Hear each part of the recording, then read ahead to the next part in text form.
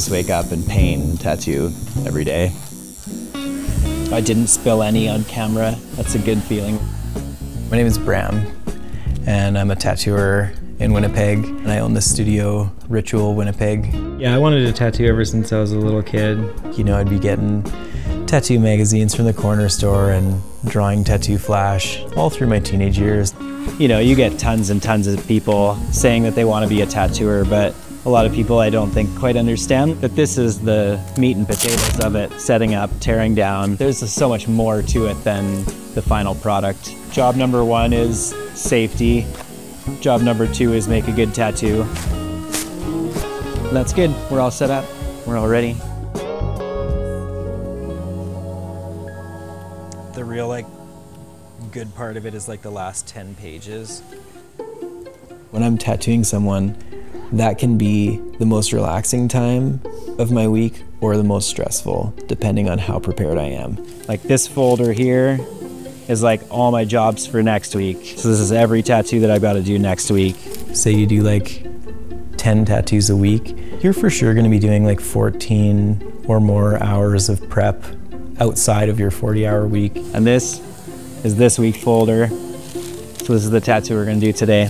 Oftentimes people will send me a custom request and I'll think, oh, that's a really good idea. I bet lots of people would like that. When Emma hit me up and was like, oh, I want a cow skull, I'm like, great, I love that. While I'm drawing a cow skull for her, I might as well draw a piece of flash with it as well. Then flash and custom, they kind of start to blend together a little bit. Hello, how's it going? Hey, welcome, I'm Bram. Really day to day, what tattooing is you show up to work and you have powerfully intimate interactions with people that are completely discreet and roughly 1 to 2 hours long. Is this roundabout what you were thinking size-wise? Yeah, I kind of... It's not farting around. You're making a huge commitment to people. People are putting so much trust in you. You're helping them kind of mark a moment in their life that's either good or bad or whatever it is, it's meaningful to them.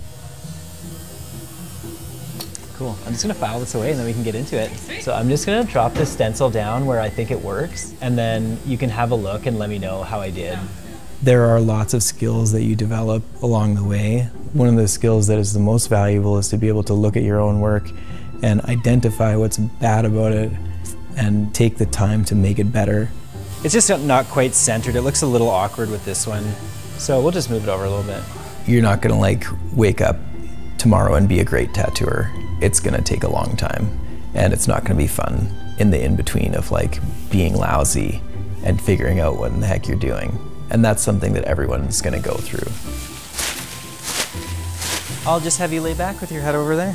So many people come get tattooed and it's a special day for them, you know what I mean? It means a lot to them and they're here to be themselves. And that's a total joy for that to be my work. Tattooers need to be relatively outgoing people. You know, you're gonna have strangers coming, you need to put them at ease. You also need to be serving your community. You gotta create a situation where there's a lot of people who are gonna support you because there's only so many opportunities. So you really have to be out there. When your friend asks you for a poster for their craft sale, make it. As a tattooer, you really only have so much power, but a shop owner has so much more potential to be farming up new people. Look at all the blueprints I needed to make. I'm exceedingly proud of this work.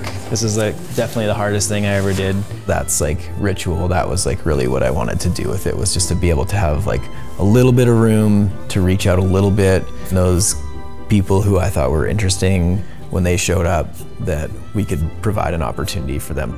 It was 5 years savings, you know, and I spent every penny. By the end, I was literally scraping 30 bucks out of this account, 80 bucks out of this account, just every dime went into it. I like working at the kitchen table best. That's my comfort zone. When I'm at home, my setup looks exactly the same as this. So when I designed this place, I really wanted to design it a living room, dining room kind of a setup. So when you walk in here, it feels comfortable. It feels like you're walking into somebody's house. I grew up painting. My mom was real good. She really identified early. I had a good eye for that stuff. She just always linked me up with great teachers. The painting really like informs the tattooing quite a bit. Watercolors behave very similar to tattoo. So it's a really good way of just trying things in a low pressure sort of a way and seeing how it feels. Tattooing is a discipline. It's like, you know, it's like playing a guitar or anything else, very technical. You kind of want to always keep your head in the game. For me, when I was coming up, I was like seeing a lot of stuff on the internet and wonder like, oh, how in the hell are they doing that? So then I'd just like set up and tattoo myself and see if I could replicate those techniques that I was seeing. It's the literal only time that you're gonna make a tattoo that it doesn't matter what it looks like. Probably when I was like 9 or 10, went and saw my dad one day and he had like a big dragon tattoo right on his forearm. I was like, yeah, right.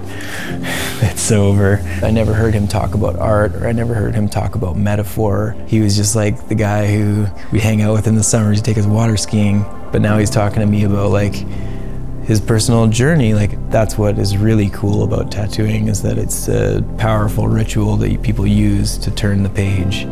Tattooing is just like helps people like deal with their life and their pain and their growth. It's a rite of passage. So I think it has like true cultural value. All right, there you go. That's what I do. It's usually pretty hard to actually tell that it's actually gonna be cool until it's right around the end. It's fun to watch them come to life for sure.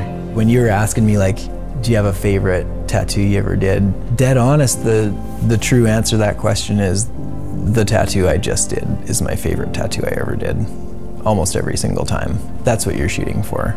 If you're doing your job well, every subsequent tattoo is better than the last.